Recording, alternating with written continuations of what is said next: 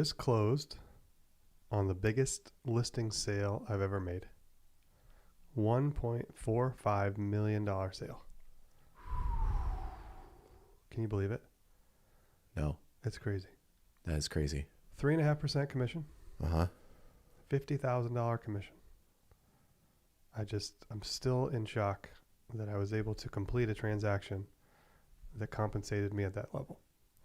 So I want to share it with you. Yeah, absolutely. And help you and get some insight as to why it's okay that sale went down and how I was able to earn the sale. Mm-hmm. And I feel really good about it, actually. One of the things that we hear as an agent a lot is we hear that we're not worth what we charge. Mm-hmm. And some people they'll say, well, Logan, why should you have made that amount when you did the same amount of work for another listing that was only 1/10 of the price? Mm-hmm. I don't understand it. And that's an objection that you might get as an agent. So it's important that you as the agent understand how to respond to that and what to say and how to really feel about it. Here it is. The commission that you charge to your clients has nothing to do with the amount of effort or energy that you have put into the transaction. Right. The commission you charge to your clients is based on the value of the contract that you present and you collect for them. Mm-hmm. Let me say that again. The value of the commission is based on the value of the contract. So what that means is, I'll give you an example. If I sell your house, Mm-hmm. Lowell, for $100,000, is that worth $3,000 of a commission to you? Sure. Yeah. If I sold your house for $500,000, wouldn't that be worth more to you Mm-hmm. than the $100,000 sale? Absolutely. In other words, the value of the contract that you generate is what your commission is based on. So of course, the higher the value of the contract, the more it's worth to the person who pays you to do it. Mm-hmm. And that's hard to understand and it's hard to get your head around, but it's the truth. Okay? When you go to dinner and you leave a tip, Mm-hmm. it's based on the value of the dinner. Absolutely. And in some yeah. part it's based on the service, but it starts with the value of the dinner. If you have a $50 dinner, you tip 20%, versus if you have a $500 lobstered steak dinner, Right. you're going to tip more. Exactly. Now, hold on. The waiter did the same amount of work on both deals. Why does the waiter get more? It's because the waiter generated more value. Right. And it's the same thing with the commission. It's really hard to get your head around that. It's really hard to justify that. And it's hard to believe in it, but it's true. Mm-hmm. Okay, now, in addition to the value of the contract that I was able to generate for the client, which was enormous, Yeah. we sold this property very, very well. It's a very unusual, beautiful commercial building, 10,000 square foot. Very And beautiful building. I've been in there. Oh, it's just gorgeous. Yeah. The owner bought the building for I think $700,000 or $800,000 a few years ago, Wow. and did a massive renovation in the building. Just a gorgeous exterior and interior renovation. There's really nothing like it in the whole It city. really is. I agree with that. So how do you value that building? Because obviously commercial buildings are typically valued based on the income that they generate. Right. But there are other factors that go into a valuation like that, such as the condition and the improvements and the renovations.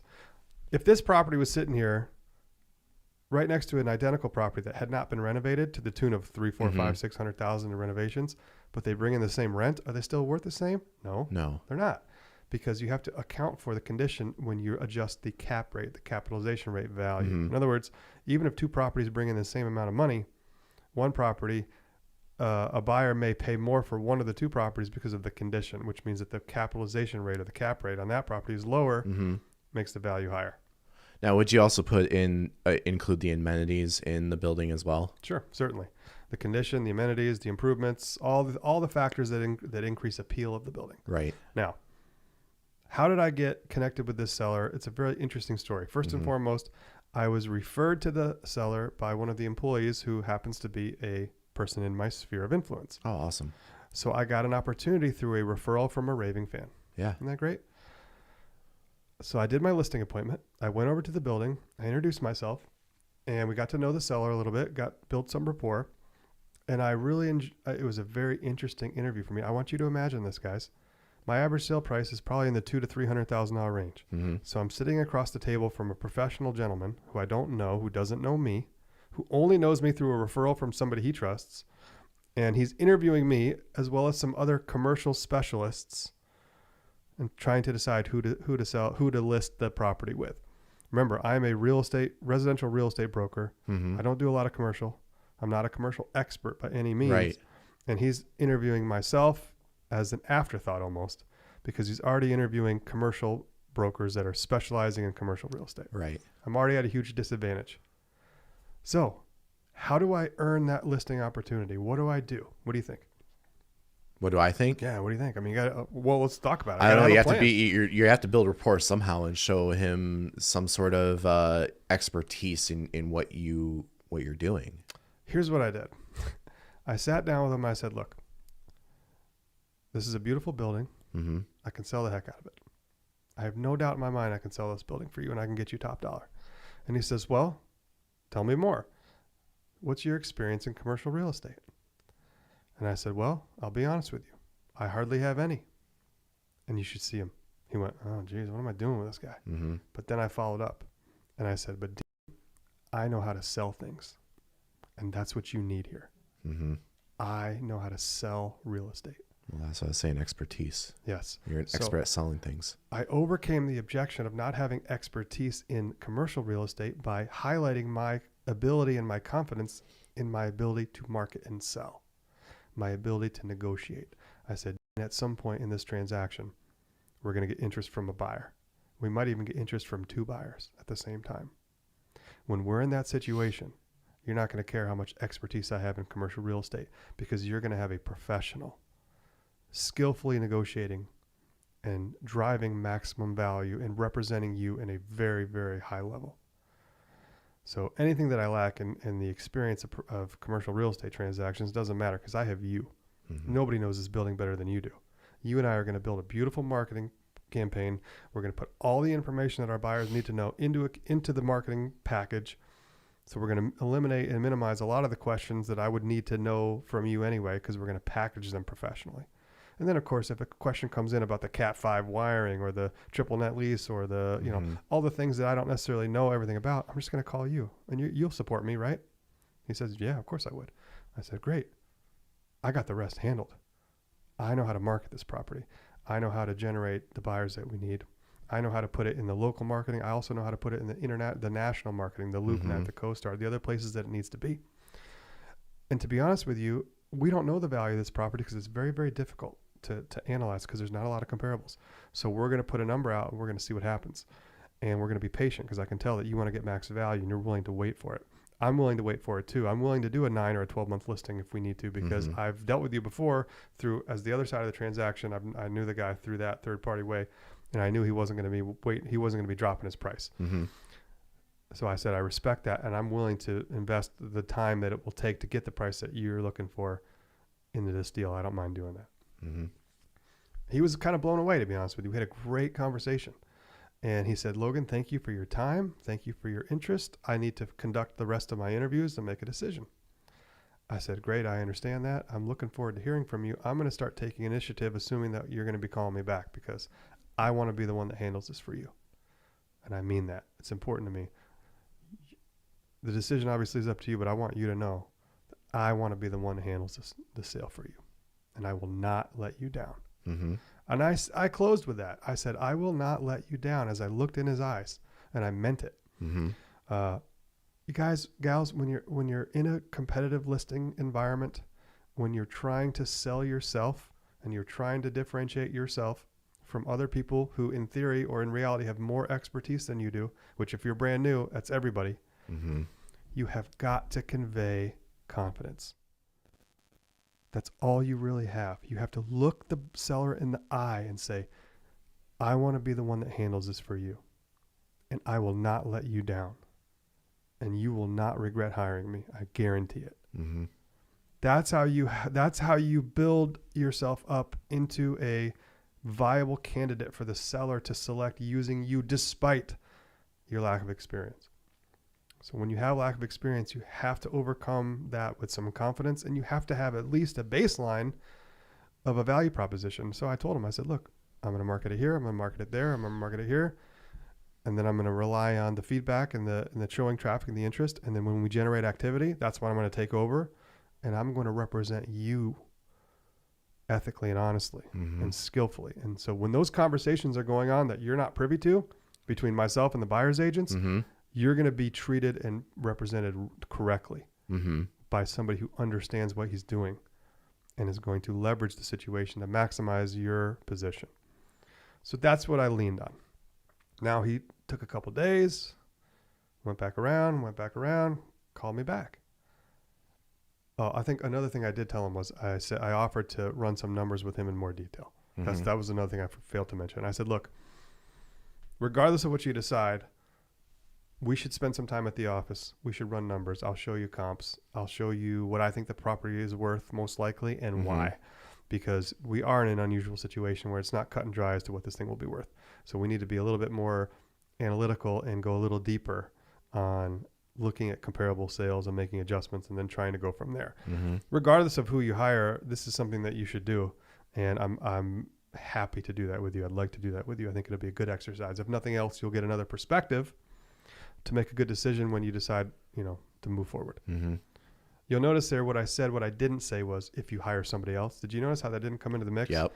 I said either way, you'll have some perspective from an expert. You'll have another perspective to help you make your decisions. That's a very important little wrinkle. Did you catch that? Yeah.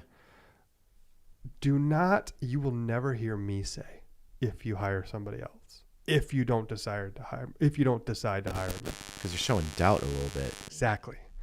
Don't show doubt. Never show doubt to your client. Now, what I mean by that is I don't mean be arrogant or be condescending or be overly confident. What I mean is when you're conveying this message, hey, look, let's get together, run some comps. If nothing else, it'll give you another perspective to analyze as you're making your decisions. It's you're more acting as an advisor role. Yes. Right. Versus trying to get that listing and acknowledging others out there. And then again, showing that doubt, like, well, in case you choose someone else, you're just more like, here's the information for you so you can make, again, an informed and confident decision. Exactly. Never, ever, ever insert doubt into the conversation about whether the client will hire you. Some people do it because they think they're building trust or they think they're being humble, but it is counterproductive in 100% of the circumstances. Okay. You can convey the message that you're trying to convey in a respectful way, humble way, without inserting the doubt. And that's the difference. All right. So he comes back in, we schedule a meeting and we run comps, and the comp meeting turns into a second interview. And he says, Logan, I've interviewed some other people and, you're clearly not the most expert at commercial, but I have the best feeling about you. And I said, well, I appreciate that. And let me show you some comps. And I think that you'll feel comfortable with my ability to analyze and understand this dynamic and this sub-market. Let's go through it. Let's just go through it. Went through it, ran some comps, found some comps he didn't know about, showed him some adjustments, showed him my logic of how I got to the range of the value that I thought his property was worth. And then by then it was over. So that's another tip for the modern agents. You need to be able to run a CMA in front of your clients and look professional. If you can't, you need to stop the podcast, turn your phone off, and go learn how to run CMAs and learn how to understand how to calculate market value and be able to do it under pressure. In fact, right after this conversation, I'm going to run upstairs and I'm going to do a Zoom CMA consultation with a client. And I'm very comfortable. I'm not nervous or uptight. I haven't prepared for it as much as I should have because I know I can just do it on the fly. Can you do a CMA on the fly? Obviously, it's better to prepare and be ready and do one ahead of time than start over. But you should be able to run a CMA without any preparation in front of a client and be successful. Now, in this particular scenario, I did a lot of research ahead of time. In fact, I had 10 comps laid out on a spreadsheet. I had their average dollar per square foot sale price. I had adjustments. I had recency of sale, so the sale dates. I highlighted the ones that I thought were most comparable, and I highlighted the ones that I thought were least comparable. I had a very in-depth presentation ready to go. That's another point. The seller comes in. He's trying to make a decision on who to pay to do this, and he walks into my office, and he's got a presentation ready to go. He can tell I've done my research. I've done my homework. I bet you I'm probably the only one that went that deep Okay, because most of your competition just won't take initiative like that. So Right. you, as the modern agent, should be doing that. And then eventually they decided to hire me, and I was thrilled. Yeah. It was great. And he said, "What do we do for commission?" And I said, "Well, our commission rate is typically 8% of the sale price." He said, that feels a little high. And I say, I know. Now, one of the things I noticed too, and another thing that I did, Mm-hmm. I noticed that he had gotten the same quotes from the other people, which I could just read that by talking to him. Another thing I did was I printed out, and I was ready for this. Okay, this is another thing. I was ready for the commission objection because I knew it was coming, because Okay. it's a really, really high-priced listing, and it's a Yep. very expensive commission. Mm-hmm. So you have to be ready and assume that commission objection is coming, because it probably is. So one of the things that I did was I printed out 5 or 6 active comps, and I highlighted the commissions on those, because you can see Okay. those from the agents. Mm-hmm. And I showed them 10%, 9%, 8%, 6%, 7%. There were a ton of listings at the 8% range. Mm-hmm. So it validated to him that that's what things cost in this particular submarket. So what I said was, look, this is what the commissions are. I'm going to do a great job. It looks like you're most likely going to be paying this to whoever you hire. Mm-hmm. And I'm going to do a great job for it. And he says, well, I'm used to paying 6 on my residential stuff. Mm-hmm. I said, I tell you what, I'll meet you in the middle and I'll do 7. And he says, sounds good. So now he got what he feels was a discount. Mm-hmm. I feel I got what I'm very comfortable with. Right. And I also, before I closed on that, I said, look, another thing that makes me different than a lot of commercial brokers, this is another thing that helped drive it home, Uh-huh. is I will cooperate with everybody in the market. Now, that might be a given for most of you listening, but in commercial real estate, it's not always the case. No, it's not. They don't always share commissions or cooperate commissions Mm-hmm. out. So what I told the seller was, I said, look, the commission is a lot. I get that, but I'm going to take half of that and I'm going to offer it out to the entire market. I am not going to do what some of the people that you probably interviewed are most likely to do, which is to try to hold on and hoard this listing and not work with anybody else and wait till somebody comes directly to them so they can make more money. Now I said, look, that's just the nature of human nature, but that's not what I'm going to do. I broker, our company brokers 1,000 deals per year, and on all 1,000 of those, we offer out commissions to the competing agents that bring us a buyer. Yeah. And that's what I'm going to do for you, which is going to increase the chances of us reaching the maximum potential buyer database. Mm-hmm. And I'm not concerned about getting both sides of the commission. I'm concerned about selling the property for the most I can, so you feel good about how I did, and you tell everybody, and da-da-da-da. And he was really blown away by that, because I think that made me a little different. Yeah. So what's the lesson there is, look at what you can do, or how you can articulate a difference between you and your competitors that adds value to the seller. And then when he said 6, I said 8 and he said 6, and I said, okay, meet at 7, and we shook hands. We were both really happy with that. Mm-hmm. And it went really well. Okay, so now we get it listed. Beautiful photography, beautiful video. The building sells itself, but he gave me a bunch of photos. He had professional photos, and I built a layout we had a layout of the 2 floors, and we had a beautiful constructed listing with a lot of information that was needed. Uh-huh. And then I spent several $100s on LoopNet, CoStar, and all those other national syndicating websites. And it took us about 3 months because we were on the high end of the range. But when that buyer started to show some interest, and I picked up a buyer that started to show some interest, Uh-huh. that's when I earned my commission. There you go. I did, because one of the buyers was working with another agent. One of the buyers was working with me. I was able to leverage the interest from both buyers to generate a really good offer and a really good counter. The second buyer wasn't able to do what the first buyer was doing. And long story short, the first buyer made a fantastic offer, and the seller was very happy. Then we went through inspection, dealt with the inspection issues, pretty minor. I picked up the tab Oh, on nice. some things and helped to minimize the requests, Mm-hmm. just like I do in a normal residential transaction. Yeah. Moved on to the appraisal. I helped to facilitate the appraisal. It took 30 days to get it back because the appraiser kept asking for more and more information, which I generated, and the other agent worked with me to help generate. We helped them to negotiate a post-closing occupancy lease for the seller. So the seller was able to keep his business there for a couple months while he transitioned into a new building. Okay. And we got the loan done on schedule. Nice. On the closing day, I got a nice handshake and a grateful, thank you from the seller. And he never had any problem paying what he paid for us to sell the property. Yeah. And that's how I know I did a great job, because I never once felt as though he didn't see the value in what he paid to have us sell that property for him. So I'm very, very grateful for that. And obviously it's a huge commission, and it's a very exciting sale for me personally, and for our brokerage, and for the reputation of moving forward, because now I have a anecdotal story I can tell anybody. Yeah, absolutely. Say, look, I was trusted with a $1.5 million building, and I sold it and I closed it, and my client was happy, and he'd use me again. And that's what I'm going to do for you. So when you get to the point where you have some success like this, you want to leverage that with your next clients anecdotally.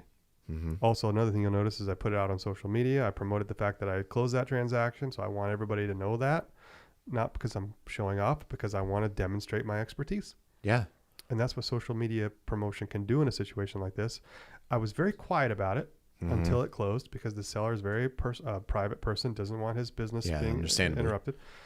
But when it was over, he doesn't care anymore. So now I get to go and show everybody the success. Yeah. That's the last point of this conversation that I want to drive home. When you are successful as an agent, it's critically important that you promote the success, not to be arrogant and to show off, but so that other people can see the success, and they can start to they can connect success with you in terms of real estate transactions. Exactly. That's what you want to be doing, so that in the next situation where somebody that's in your sphere of influence, or somebody who's in your sphere who knows somebody else like this guy, they think of you, and they tell that person, hey, give Logan a try, because I saw him sell a big piece of real estate down the road. I think he could probably help us too. Go get him. Go get him.